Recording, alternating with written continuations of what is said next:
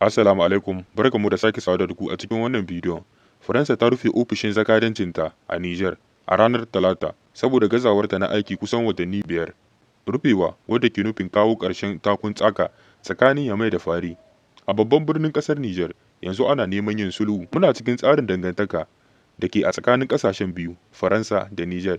Idan har Faransa ta yi la'akari da cewa ba ta da wani buri a Nijar, kuma ta yanke shawarar rufe iyakokinta, na yi imani cewa mu'amalar juna ita ma za ta sanya Nijar a nata ɓangaren da rufe ofishin jakadancinta.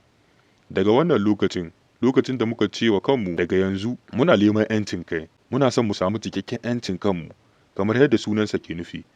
Dole ne mu ji shi a cikin aikin kanmu. Yanzu dai babu kowa a ginin ofishin jakadanci inda jami'an 'yan sandan ƙasar Nijar ke baƙin aiki. Ƙungiyar 'yan wasan dai ta yi maraba da wannan rufewar da aka daɗe ana jira.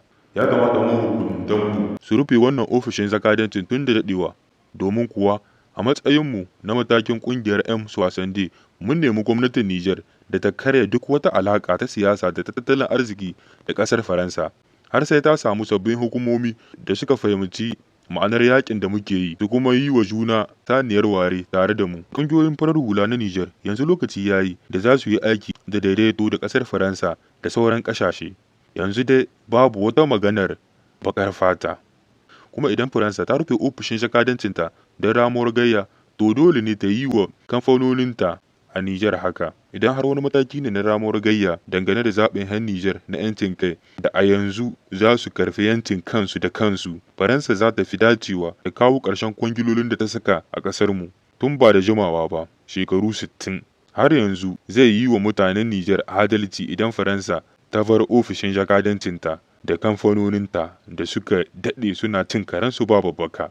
Yanzu haka a Yamai yanke shawara ce da ke faranta wa ƙungiyoyin farar hula da 'yan siyasa da mazauna yankin. A jamhuriyar Nijar, jama'a da dama na ganin cewa ba sa tsammanin za a yi musu ramuwar gayya daga Faransa, amma duk da haka suna kira a sanya ido. Yanzu ne lokacin da Nijar za ta doki nauyin ci gabanta da kanta.